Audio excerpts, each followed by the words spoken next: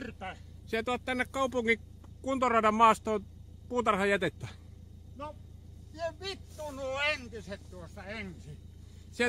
Minä en ole huviukko. Sä tuot siihen lisää vaan, noin niinku ihan omasta halusta.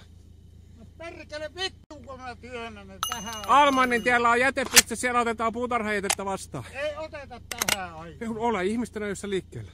Viititkö ottaa vielä noin risut, mitkä toit tohon nyt tullessa? Perkele, kun mun tekis mieli ampua sun, saatana. Aha, ai tekis. Onko sulla ase?